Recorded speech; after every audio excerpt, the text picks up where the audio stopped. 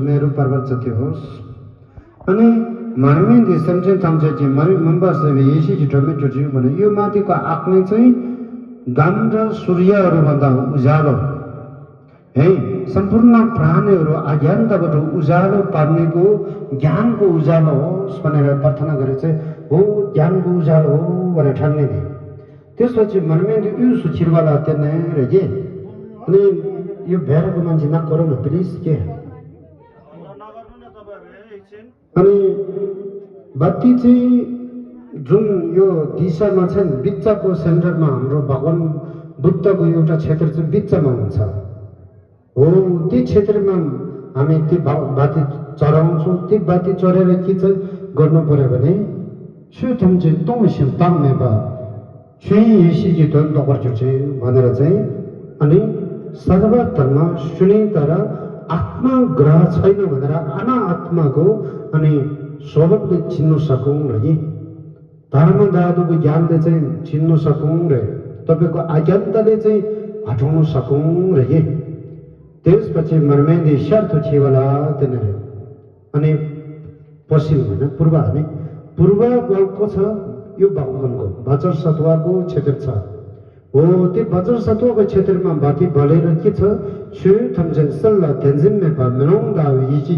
दन्तवर्च चाहिँ भन्नुभएछ सबै कुराहरू चाहिँ राम्रो नराम्रो के हो गर्नु हुने नहुने सबै स्पष्ट रूपले बुझ्न सक्ने तपाईँले चाहिँ रूप ज्ञान भनौँ आदर्श ज्ञान प्राप्तिको के भन्छ तपाईँले चाहिँ दर्शन पाउन सकौँ र कि तपाईँको मनको छ नि यो रिस छ नि त्यो रिसले दमन गरेर आदर्श ज्ञान भन्छ आदर्श ज्ञान भनेको रिस किन उड्ने रिस उड्नेको कारण नबुझेर रिस किन हामी जनक्कै एउटा मान्छेको केही सत्ता सुने कि त्यतिको मन नपरेर हामी रिसाहाल्यो कि ती सत्ता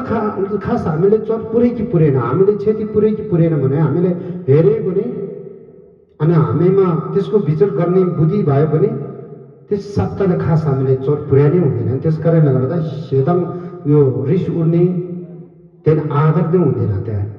त्यसैले रिस नष्ट गर्न सकिन्छ अब मुख्य जुन हाम्रो पूर्व क्षेत्रको पूर्व बुद्ध क्षेत्रकोमा अनि बाती हामी जलाएको भनौँ बाती बलेको पुण्यले गर्दा हाम्रो रिसले दमन गर्न पाओस् भनेर चाहिँ प्रार्थना गरेको कि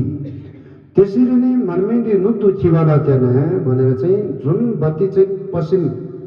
तर्फको भगवानको क्षेत्रहरूमा बलेको पुण्यले गर्दा छुथम चाहिँ चिताङ रङ्गी छेनी मान्डी बस्दा सुसुल तोपे तुरन्त वर्चुर्ची भने जुन हाम्रो रागले दमन गरेर हामीले चाहिँ जुन सोतक हिस्से भन्छ त्यही ज्ञान प्राप्ति गर्ने अनि आशीर्वाद चिता क्षमता पाऊ र यी त्यही जस्तो मर्मेन्दी चाउँदो चिवाला त्यहाँ रे अनि यो बाती चाहिँ उदक तर्फको भगवानहरूको क्षेत्रमा जलेको पुण्यले गर्दा छुथम चाहिँ चाचो बच्चावाले युट्युबी यसरी द्वन्द गर्छु चाहिँ भनेको चाहिँ हाम्रो चित्तको डाहाहरू सबैले दमन गरेर त्यसपछि हामीले चाहिँ यो चतुर्विषय भन्छ हो ती ज्ञान प्राप्त गर्नेको अनि आशीर्वाद पायोस् भने हो कि अनि त्यो जस्तो मर्मे दुई छोटो दुई सुन्जी सिङ्गम थाम्छ दुई छ्याप्छिङ सालार जो चाहिँ भनेछ जुन यो बातेहरू चाहिँ दोषी दिशाको बुद्ध बोधिसत्वहरूको क्षेत्र र त्रिकालको बुद्ध बोधिसत्वको क्षेत्र सबैमा चाहिँ यो बाती चाहिँ हामीले चढाउँदैछौँ त्यहाँ बल्दैछौँ त्यही सबैमा पुगोस् र त्यो पुगेको पुण्यले गर्दा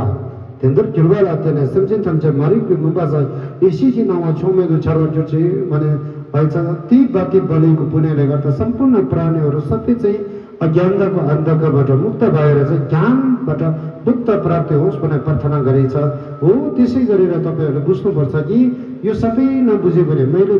बाती बलेको पुण्य यस्तो हुन्छ भने जस्तो बुझ्नुहोस् मेन मुख्य भावना के गर्नु पर्यो भने हामी यो बाती चाहिँ भगवान सबै भगवानको अगाडि हामी बल्दैछु र भगवानहरू सबै चाहिँ प्रसन्न भएर चाहिँ हामी सबैको अज्ञानता हटाउने हामी ज्ञानी बन्ने आशीर्वाद प्राप्ति गरिदेऊ भन्ने प्रार्थना गर्ने अनि यो बाती बलेको कारणले गर्दा हामी सबै अज्ञानताको अन्धकारबाट मुक्त भएर ज्ञानी बनाओस् भनेर प्रार्थना गर्ने विशेष गरेर चाहिँ पुनामको अनि अन्तर्भावको मार्गहरूबाट जुन मिथ्या मार्गहरूबाट चाहिँ उहाँले मुक्त पाओस्, उहाँले चाहिँ ज्ञानको मार्गद्वारा बुद्ध प्राप्ति गर्न सकौँ भनेर प्रार्थना गर्ने। यति गऱ्यो भने यो बत्ती बलेको मात्रको पनि तपाईँको पञ्च केली सबै जलेर जान्छ, नष्ट हुन्छ। त्यसपछि तपाईँको पञ्च ज्ञान सबै तपाईँले प्राप्ति गर्न सकिन्छ है। त्यसैले बत्ती पनि बाल्ने विधि हुन्छ, तपाईँहरूले पछि सिक्नुपर्छ यो है। बालेर मात्र त केही पनि हुँदैन है। त्यसैले सबै यो विधि जाने र हामी सँगै प्रार्थना गर्नुहोस् है। हामीले प्रार्थना गरेर हुन्छ, तपाईँहरूले पनि मैले भनेको कुराहरू कति बुझिसक्यो होला। त्यो बुझेको कुराले गर्दा यो भगवान्ले चलाउँदैछु, भगवान्को कृपाले गर्दा हामी सबै अज्ञानताबाट मुक्त होस्, ज्ञानी होस् भनेर प्रार्थना गर्नुहोस् है। विशेष गरेर हाम्रो आज कसको लागि गर्दैछ, उहाँले अज्ञानताबाट मुक्त भयोस्, अज्ञानताको मार्ग क्लेशको मार्गहरूबाट मुक्त पाओस्, उहाँले ज्ञानको मार्ग दर्शन पाओस् र त्यहाँदेखि उहाँ बुद्ध क्षेत्रहरूमा बुद्ध प्राप्ति होस् भनेर प्रार्थना गर्नुहोस् है।